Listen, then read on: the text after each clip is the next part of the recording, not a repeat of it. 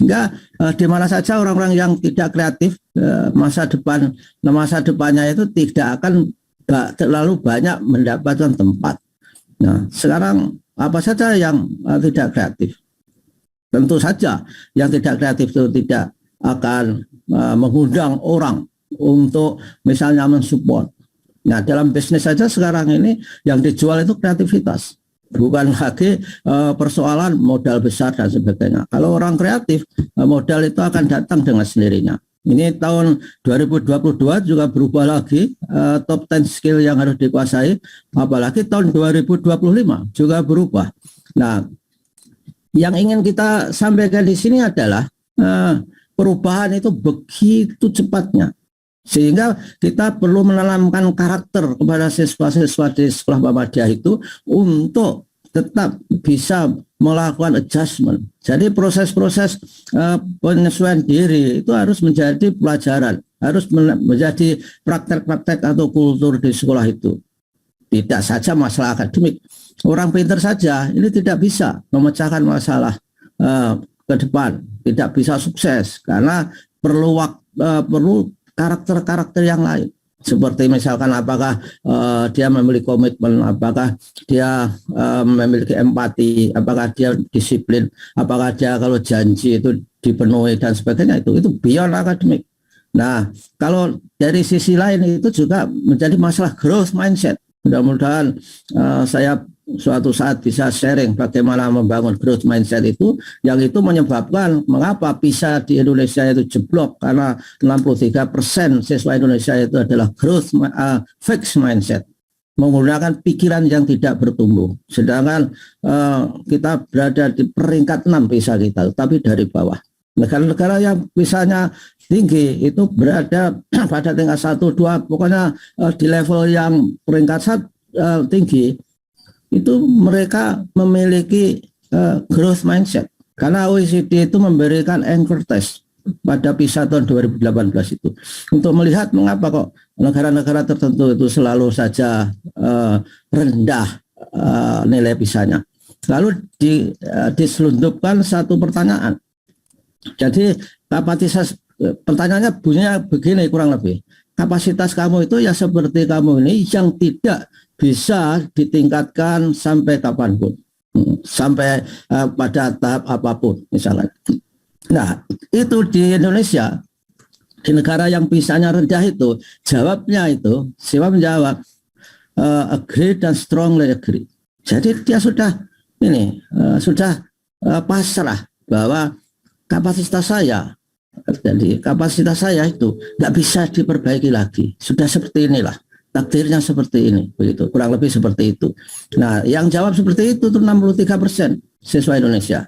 Tapi di negara yang PISA-nya tinggi, jawabnya itu adalah disagree dan strongly disagree, tidak setuju bahwa orang itu bisa dididik, semua orang bisa belajar, semua orang bisa mencapai sukses yang luar biasa. Nah, ini bentuk karakter yang dimiliki. Nah, kalau saudara membaca ini, saya untuk menunjukkan bahwa masa depan itu bukan kelanjutan masa lampau, sehingga kita harus melepaskan kisah sukses masa lampau, resep sukses masa lampau, cara-cara lama dan model-model lama untuk menghadapi tantangan masa depan. Nah, karena yang hebat negara itu, ini contoh saja, ini sudah sering saya sampaikan di mana-mana, tapi ini perlu diulang-ulang, bahwa seperti pengajian lah harus diulang-ulang, bahwa ini karena nilai ini penting, bahwa keunggulan suatu negara itu hanya ditentukan ini inovasi dan kreativitas 45%, ini sangat karakter, ini inovasi dan kreativitas. Kemudian networking, ini juga karakter, jadi kerjasama berjejaring 25%, pengetahuan teknologi ini 20%, sumber alam itu 10%. Jadi sumber alam itu sangat penting untuk mencapai kemakmuran suatu bangsa. Singapura itu nggak punya sumber alam, tapi makmur sekali karena memiliki inovasi dan kreativitas, mempunyai networking yang baik, memiliki pengetahuan dan teknologi yang baik. Kita itu luar biasa, sumber alamnya melimpah, apa saja ada. Dan namun pendapatan per kapitanya baru $5.000-an per tahun, sedangkan Singapura sudah $40.000 per tahun. Nah, apa yang dilakukan karena inovasinya nggak pernah berhenti. Saya kira sekolah Muhammadiyah juga harus seperti itu. Saya waktu masih bekerja di Jakarta itu ada sekolah Muhammadiyah, kalau nggak keliru di Tarakan sana, daerah Nunukan itu, sekolahnya nggak laku itu. Nggak laku. Setelah biasa orang Muhammadiyah mendirikan sekolah nggak laku, operasinya door to door, bagi seragam seluruh sekolah dan sebagainya. Tapi di samping itu ada inovasi teknologi yang sederhana. 15 tahun lalu masih sederhana. Apa inovasinya? Anak-anak itu diberi suruh presensi. Kalau datang itu klik presensinya itu sekedar digital, dan begitu sih klik ada pesan kepada orang tua. Alhamdulillah putri ibu sudah ada di sekolah. Mudah-mudahan bisa belajar dan mendapatkan hidayah. Diberi pesan seperti itu. Tapi kalau misalnya saja belum, itu semua diberi message. Sampai saat ini putra-putri Anda belum berada di bangku sekolah. Mudah-mudahan mereka berada di tempat yang tidak salah, misalkan seperti itu. Nah, tahun 2 tahun berikutnya meledak itu siswanya, karena itu memiliki suatu inovasi. Saya dengar juga ada di Surabaya itu sekolah yang tidak laku, lalu diubah sekolahnya menjadi sekolah inovatif katanya. Sekolah inovatif itu diapakan? Sekolah inovatif itu adalah sekolah yang diubah dari praktek lama. Jadi bangkunya nggak ada, kemudian lesehan, pintunya juga diubah, tidak dari depan, dari belakang, semua karya ditaruh di tembok-tembok, sehingga saudara Hermin dari Muga tolong dimatikan, sehingga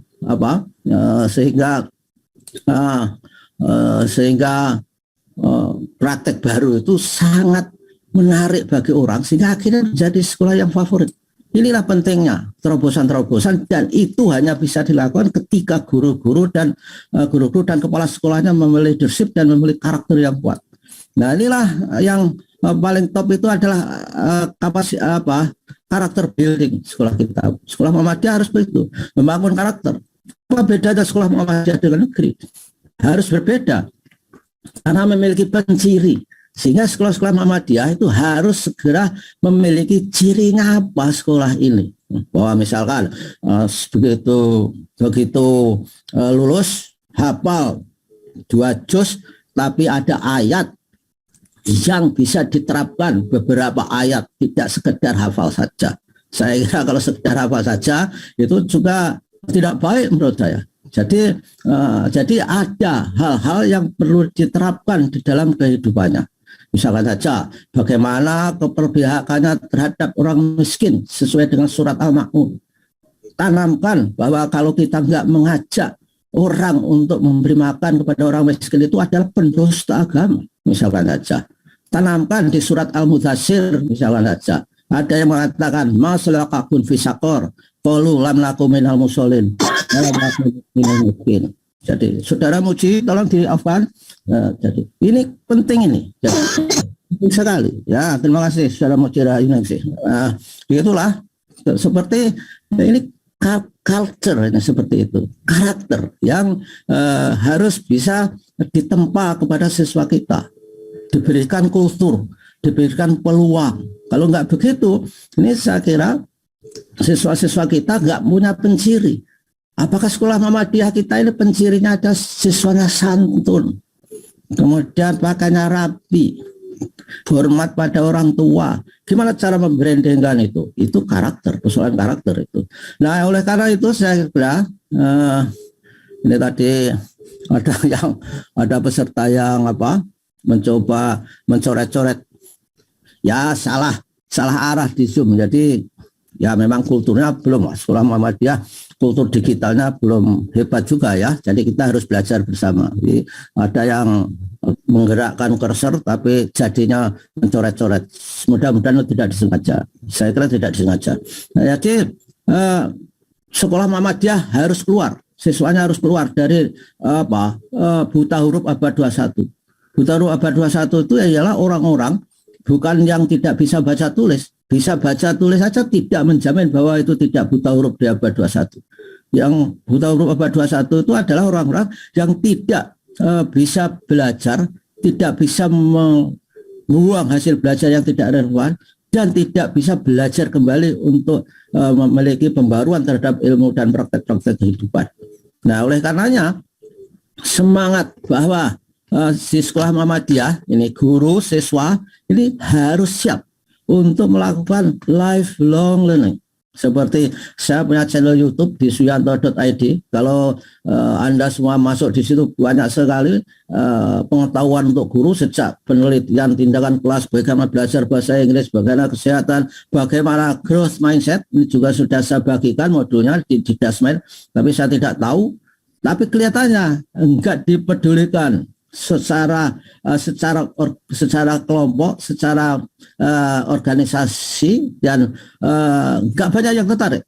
Ya memang di dunia begitu. Jadi yang tertarik itu sedikit. Makanya orang sukses itu jumlahnya lebih sedikit daripada orang yang tidak sukses. Karena aksesnya kepada internet dan sebagainya itu belum kita manfaatkan untuk semangat belajar sepanjang hayat itu tadi. Nah, oleh karenanya saya kira orang-orang yang memiliki ilmu yang tidak relevan mengajar di sekolah-sekolah Muhammadiyah itu harus dihilangkan ilmunya. Itu. Jadi yang selalu saya beri contoh ringan-ringan, saya ulang-ulang di mana-mana itu ya persoalan ke toilet saja, toilet duduk tongkrongi. Itu orang buta huruf Bapak 21.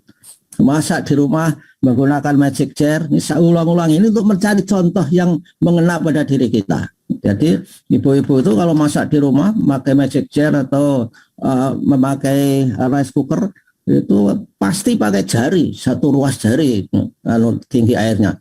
Padahal di situ itu sudah ada strip-strip di ketelnya itu. Mengapa harus pakai jari?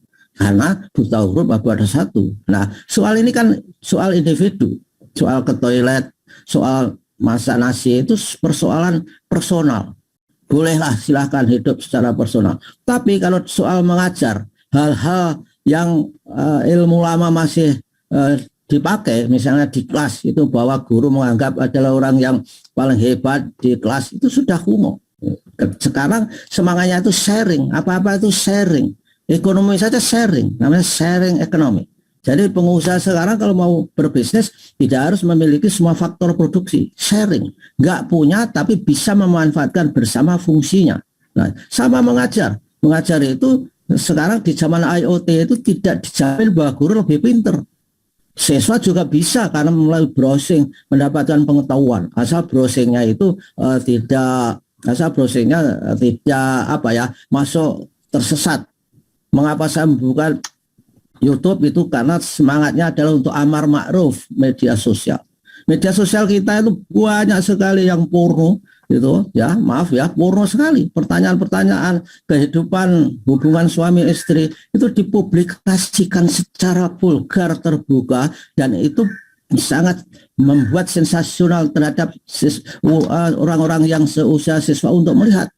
Sekali ditayangkan, itu yang nonton berapa? 10 juta. Saya khawatir dari 10 juta itu ada ratusan atau ribuan anak-anak kita.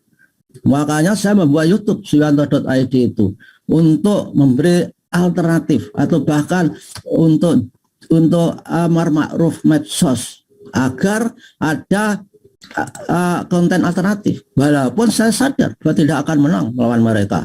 Tapi kalau kita tidak berbuat, itu akan termasuk orang-orang yang lemah imannya. Maka mari rame-rame membuat YouTube.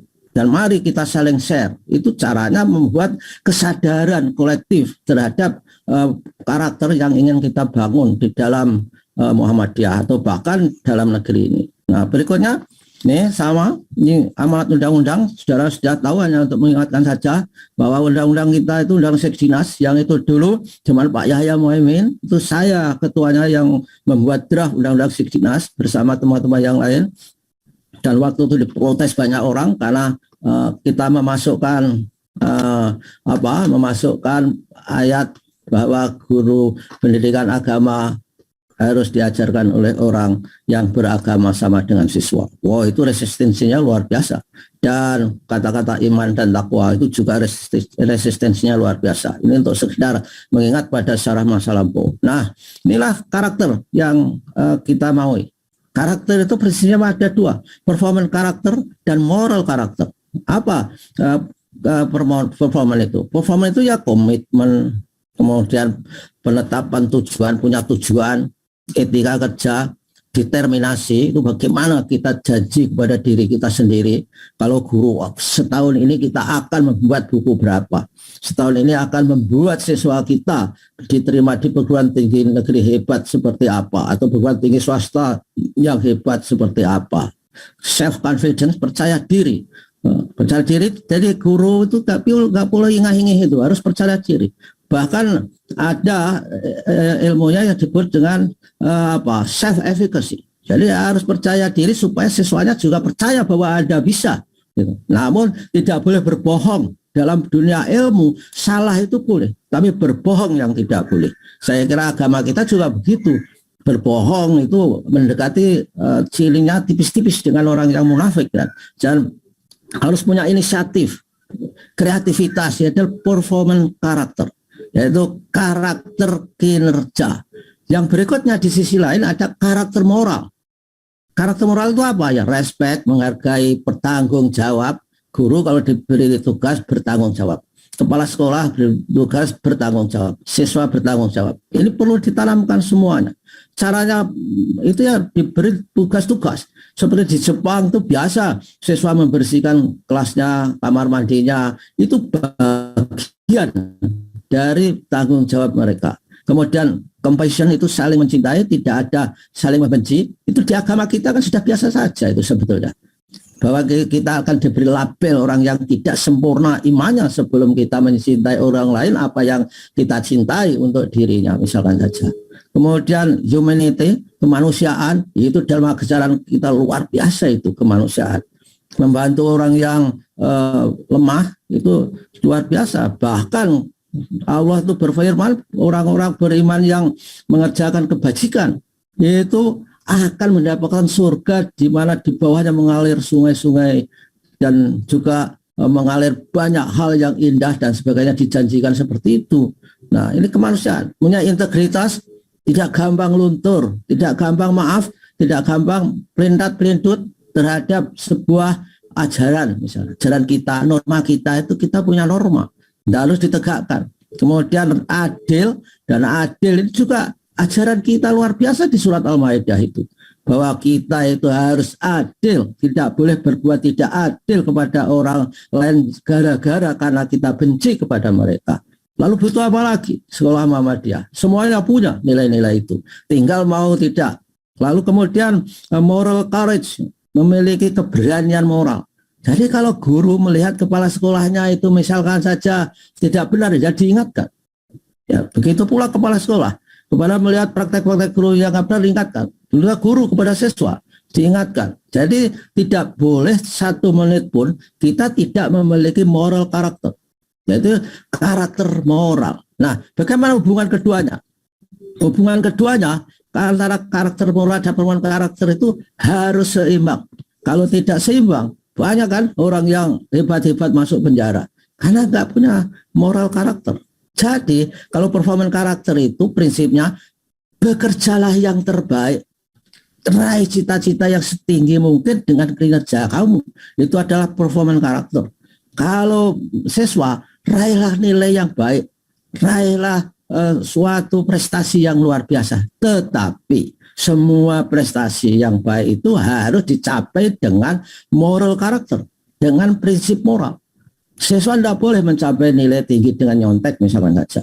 Juga guru mau naik pangkat, pangkatnya melejit tapi dengan cara yang ilegal. Misalnya karya ilmiahnya dibuatkan perjokian misalkan saja. Itu nggak bisa, itu akan dimintai pertanggungjawaban di akhirat nanti. Karena itu menyangkut moral karakter. Jadi orang kalau hidupnya tidak imbang itu tidak akan hebat di dunia ini. Padahal maupun di akhirat tentunya. Makanya pengimbangnya performa karakter dan moral karakter supaya seimbang. Kan Tuhan juga bersabda bahwa kalau kita itu menghendaki dunia akan dikasih oleh Tuhan, tapi tidak semuanya dikasih. Tapi kalau kita itu menghendaki akhirat, maka akan dikasih dan akan berlebih dan bahkan di dunianya juga akan baik. Kurang lebih seperti itu yang saya pahami. Nah, inilah moral karakter moral itu terdiri dari kebajikan, berperilaku etis, hubungan positif, itu moral karakter. Jadi baik kepada sesama. Ketika memimpin itu pimpinlah yang ramah. Pemimpin itu ada kekuatan banyak hal. Ya itu kalau kepala sekolah misalnya saja, itu ada legitimate power, ada coercive power, ada yang namanya professional power, ada referent power, incentive power, information power, banyak power. Jangan menggunakan legitimate power sebelum yang lain-lain itu tidak jalan. Jadi gunakan professional power kalau kepala sekolah itu. Tunjukkan Anda profesi profesional, maka guru akan mengikuti. Maka siswa akan mengikuti. Tapi kalau misalkan kepala sekolahnya nggak pernah menunjukkan keahliannya, nggak ada yang mau mengikuti. Apalagi harus menunjukkan apa yang disebut referent power. Jadi panutan. Itu luar biasa itu. Jadi panutan itu harus bisa itu. Kepala sekolah, guru juga pemimpin, bukan kepala sekolah saja yang menjadi pemimpin. Ya, kalau performance power itu outcome-nya itu nilai, penghargaan, pencapaian, itu performance karakter. Dan juga nilai-nilai dari apa yang kita capai, kita upayakan, apakah itu dihargai atau tidak, kita tetap saja bekerja. Itu memiliki yang disebut performance power. Nah, ini contoh-contoh yang lain. Kalau kita melihat performance karakter kinerja itu, maka akan mendukung warga sekolah mencapai prestasi akademik yang tinggi, mengembangkan etika, bukan hanya skor ujian, mengembangkan talenta, ilmuwan, dan entrepreneur di situ, menghasilkan sumber daya kompetitif dan kreatif. Nah, kemudian ini masih moral karakter yang lain.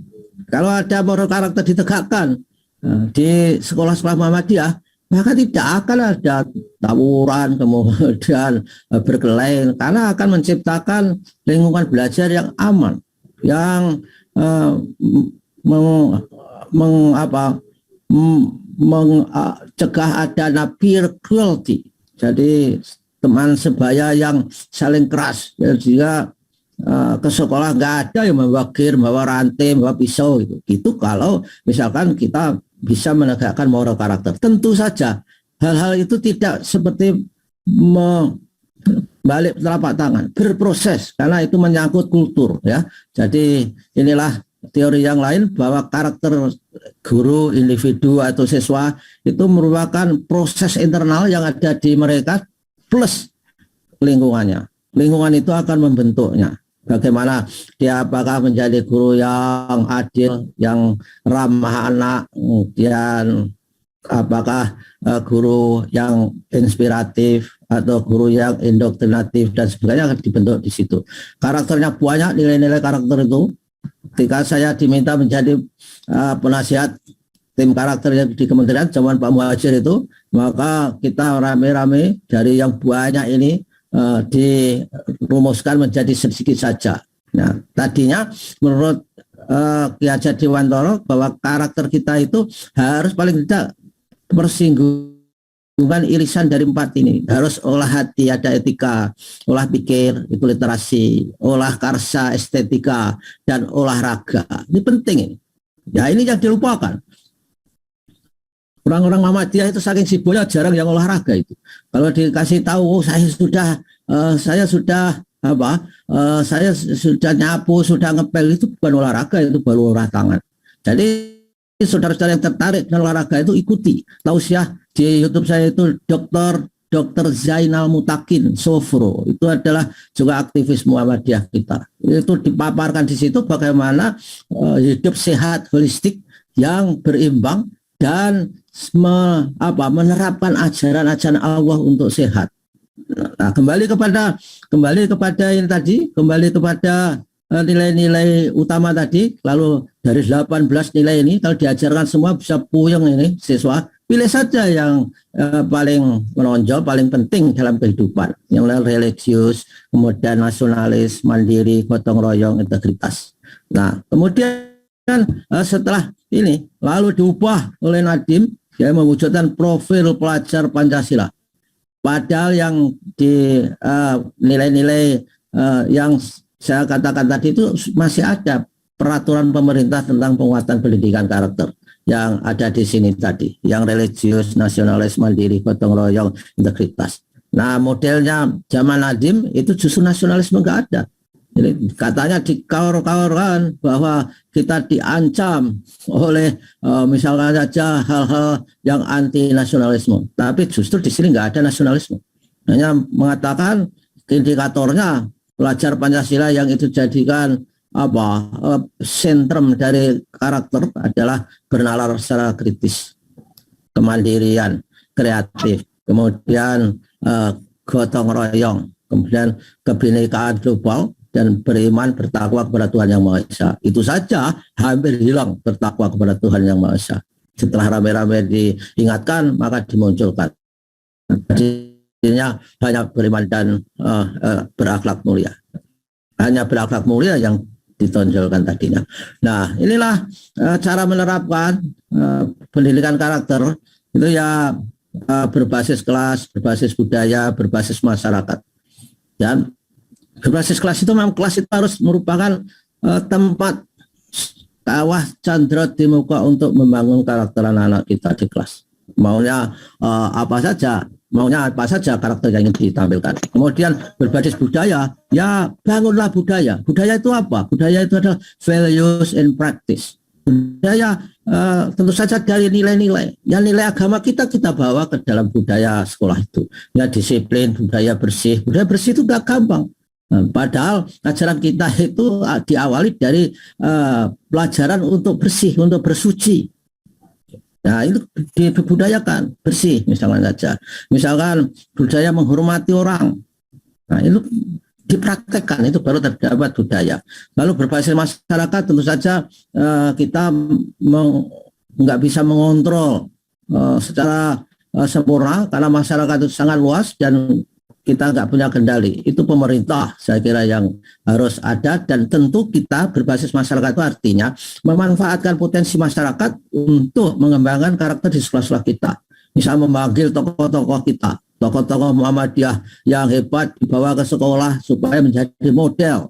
Karena orang belajar menggunakan model itu jauh lebih cepat. Karena ada teori role modeling, ada teori vicarious learning theory. Orang hanya dengan melihat itu cepat menginternalisasi nilai-nilai dan dalam proses belajarnya. Sehingga kalau disistematikan dan mengajarkan karakter di sekolah Muhammadiyah itu ya memang harus diajarkan pengetahuannya, lalu dibiasakan, lalu dilatih secara konsisten menjadi kebiasaan, kemudian menjadi karakter dan menjadi budaya. Ini proses-prosesnya. Sehingga saya katakan bahwa karakter itu tidak begitu saja bisa diterima dalam waktu 1 jam, 2 jam. Sehingga yang paling penting itu adalah kita menanamkan berusaha 3 hal ini: moral knowing, moral feeling, moral action. Jadi bagaimana pengetahuan moralnya itu, apa yang boleh, apa yang tidak, itu harus tahu. Tapi tidak sekedar tahu. Kan di agama kita kan juga dikutuk orang-orang yang tahu tapi tidak melaksanakan apa yang dia ketahui. Kemudian moral feeling itu dihayati, kemudian moral action itu dilaksanakan. Ini juga ajaran agama kita sebetulnya, tapi disistematisasikan oleh orang-orang Amerika di sini. Nah, itulah persoalannya. Sehingga kalau menuntut kalau mengikuti Ki Hajar ya niteni, niroke, nambahi. Ya itu saja saya kira. Nah, kemudian yang berikutnya ini skill-skill yang harus kita ajarkan yang bersinggungan dengan karakter, ya literasi, numerasi, kemudian literasi sains, literasi IT, dan literasi finansial, literasi civic kewargaan. Literasi finansial itu juga penting, karena kalau nggak memiliki literasi finansial itu juga tidak religius menurut Islam. Bahwa boros segala macam itu temanan setan itu menurut ajaran kita. Oleh karenanya kita harus bisa memanfaatkan bagaimana sistem keuangan kita itu menurut nilai-nilai yang akan kita tegakkan. Harus punya literasi keuangan. Berapa yang harus dimanfaatkan untuk konsumsi, berapa yang harus dimanfaatkan misalkan untuk sedekah, itu harus punya rencana. sebagai harus diajarkan kepada anak-anak kita itu. Karena untuk mengajar sedekah itu tidak gampang itu. Orang sangat pikir karena itu sudah saya kira di surat, kalau nggak sih surat Ma'arij ya, itu bahwa manusia itu pada prinsipnya suka keluh kesah. Begitu diberi kelonggaran, diberi ekonomi yang baik, langsung pikir. Bayangkan. Nah ini kan disindir oleh Tuhan. Oleh karena itu sindiran-sindiran saya itu diangkat menjadi fenomena untuk diajarkan menjadi pendidikan karakter di sekolah kita. Jadi itu yang sangat menjanjikan karena kita syarat akan nilai-nilai itu. Nah ini semotong nilai saja. Ya. Secara Darwin tolong di off-kan ya. Jadi audio saudara mengganggu di sini. Nah terima kasih. Nah berikutnya tentang kompetensinya, apa yang harus dimiliki dalam kompetensi kita itu ialah apa yang disebut dengan critical thinking, yang disebut dengan 4C. Ini harus diajarkan ke dalam siswa kita itu. Berpikir kritis, yang berikutnya itu kreativitas, yang berikutnya komunikasi, yang berikutnya ada kolaborasi. Ini penting 4 ini. Ya. Ini kalau enggak dimiliki secara baik, kita sulit menyiapkan anak-anak kita untuk bisa bersaing di dunia pekerjaan di revolusi industri 4.0. Jadi berpikir kritis itu penting. Kalau enggak gampang ditipu hoax, gampang ditipu oleh IT. Kreativitas penting karena kalau tidak kreatif tidak bisa menyesuaikan diri, tidak bisa beradaptasi. Ada semboyan, bukan semboyan, bahkan itu menjadi ajaran. Katanya neither the strongest nor the most intelligent that man can survive, but the one most adaptive to the change. Jadi orang-orang yang bisa survive itu bukan yang kuat, yang paling hebat, pandai, tapi orang-orang yang paling bisa beradaptasi dengan perubahan. Dunia ini tidak ada yang abadi, semuanya tidak abadi. Yang abadi adalah perubahan.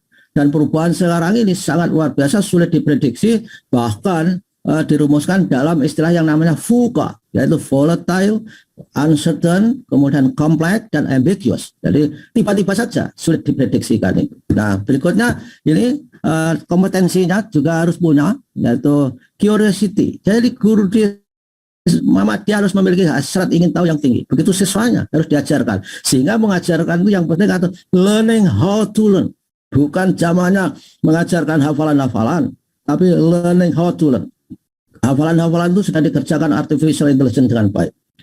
Semua pengetahuan sudah bisa dicari di Google. Ke depan guru itu perannya untuk mengajarkan pengetahuan semakin sedikit, semakin berkurang. Tapi peran dalam pendidikan karakter itu semakin banyak, semakin tinggi. Sehingga hal-hal yang bersifat pengetahuan rutin itu sudah bisa dikerjakan oleh artificial intelligence. Dan punya inisiatif, punya persistent, great persistent itu tahan banting atau resiliensi. Ini syaratnya harus sehat tadi. Kalau sehat harus olahraga. Bahkan di dalam Al-Quran itu diingatkan kita tidak boleh meninggalkan generasi-generasi yang lemah. Yang oleh karena itu olahraga itu penting. Adaptif. Ya, dan artinya punya leadership, punya kepemimpinan. Ini sangat luar biasa kepemimpinan ini. Jangan pernah melewatkan momentum. Saya lihat kepemimpinan kita itu kurang tumbuh dengan baik. Jadi orang-orang kita itu kalau di seminar itu saya lihat selalu saja berbondong-bondong mengambil tempat yang di belakang. Padahal di depan itu kan ajaran sholat. Soft pertama itu katanya ganjarannya dapat unta atau apa gitu. Tapi itu nggak pernah dibawa ke dalam kehidupannya. Kalau waktu luring itu mahasiswa saya itu berbondong-bondong duduk di belakang. Itu menunjukkan leadership yang kurang memadai. Juga di masjid-masjid itu orang-orang yang bisa mengimami itu saling menunggu supaya tidak dia gitu loh. Padahal itu kan merupakan kewajiban. Itu bagian dari leadership saya kira. Ya, juga termasuk bagaimana praktek imam segala macam itu menurut saya itu sangat terkait real leadership di dalam beribadah. Sehingga antara gerakan, antara komando itu bisa dilihat kan kata dia mimpin itu seperti apa. Ada yang Allahu Akbar, belum berdiri sudah Allahu Akbar, sehingga menyesatkan jamaahnya berdiri padahal imamnya belum berdiri. Mestinya dia tahu antara gerakan dan komando. Nah, hal yang seperti itulah. Nah, social and cultural awareness ini harus dimiliki oleh siswa kita, kesadaran sosial dan sebagainya itu. Nah, ini jadi guru itu, kepala sekolah, siapapun itu yang menginspirasi.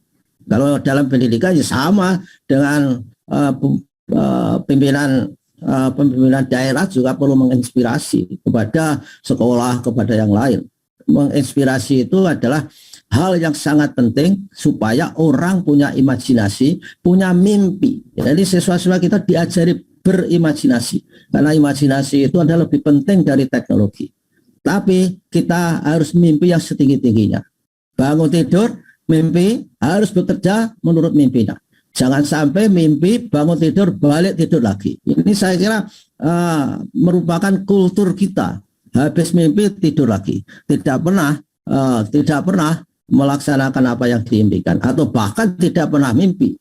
Karena misalkan kurang gizi sehingga tidurnya enggak nyenyak, sehingga enggak timbul mimpi. Nah, oleh karenanya saya kira guru ini menentukan keberhasilan proses belajar mengajar yang menekankan aspek learning how to learn. Nah, begitulah saudara-saudara, ini saya kira dua terakhir. Nah, bagaimana pendidikan di Muhammadiyah itu? Maka yang harus kita berantas itu orang-orang yang berada di comfort zone, di zona nyaman. Maka harus pergi dari zona nyaman itu, paling tidak dia harus merasa bahwa apa yang dia miliki itu mengalami defisit sehingga berada di fear zone. Lalu dari sini akhirnya harus kita giring, dikondisikan untuk menjadi learning zone, di zona belajar. Karena di zona belajar itu akan mendapatkan tantangan dan problem baru yang bisa diatasi, dan juga memiliki zona-zona yang lebih luas daripada sekedar comfort zone dan fear zone. Yang puncaknya itu nanti akan mencapai pada growth zone, yang ini akan berkaitan dengan apa yang disebut dengan growth mindset. Kalau Anda semua pengen mempelajari growth mindset, datang ke channel YouTube saya, itu ada pelatihan menjadi growth mindset coach, ada 13 episode, 13 modul di sana. Dan ini yang terakhir, kita harus hijrah. Jadi apa? Hijrah itu sudah pelajaran Islam yang mendasar. Kita harus hijrah dari yang tidak baik menjadi baik, dari kompetensi yang sesuatu ke yang lain. Bahkan ajarannya adalah ketika kita selesai melakukan satu pekerjaan, segera lakukan pekerjaan yang lain. Inilah hijrah. Jadi kita harus bertransformasi. Tapi modalnya harus punya kesadaran, punya visi, punya pemahaman, punya kemampuan learning to live, learning to do, punya etika, punya pengetahuan, punya prinsip-prinsip. Nah, ternyata masih. Nah, bagaimana membentuk karakter itu? Paling tidak 21 kali ya habituasinya. Kalau terhadap pembentukan karakter yang baru. Karena di otak kita itu seperti jalannya itu begitu dibentuk, maka akan ada kesan dan itu mudah diulangi. Kalau untuk mencegah yang jelek diganti yang baru, habituasinya itu minimum 100 kali. Jadi kalau mengingatkan siswa suka bolos, itu nggak bisa sekali saja sembuh. Siswa nggak sopan pakaiannya, nggak bisa sekali saja sembuh. Sama mengingatkan suami Anda untuk tidak merokok. Kalau bisa diingatkan sekali kemudian stop merokok, laporkan ke saya, akan saya beri hadiah. Pasti lebih dari sekali. Paling tidak 100 kali mengingatkannya. Nah, kalau di Amerika, ini untuk supaya tahu saja, pendidikan karakter di sana itu hanya 6 saja, yaitu mengajarkan pilar pertama itu jujur, trustworthiness, kejujuran, kemudian respect, menghargai orang lain, sehingga di Amerika itu kalau ada pentas apa saja nggak ada yang nepuki turun, nggak ada. Kalau memang nggak suka nggak usah nonton, memberi respect kepada orang. Karyanya sebetapun kecil pun dihargai. Guru terhadap siswanya misalkan usul sesuatu yang sederhana, selalu dihargai. Oh, that's good ideas gitu. Jadi respect itu penting untuk karakter kita. Bertanggung jawab, kemudian ada lagi fairness, itu adil. Di surat Al-Maidah itu ditekankan juga. Kemudian caring itu peduli. Kemudian yang terakhir itu kewarganegaraan. Nah, demikianlah saudara-saudara apa yang bisa saya sampaikan. Tentu saja saya mohon maaf yang sebesar-besarnya jika saya mengatakan sesuatu yang tidak diperkenan di hati saudara semua. Terima kasih. Billahi taufik wal hidayah. Wassalamualaikum warahmatullahi wabarakatuh.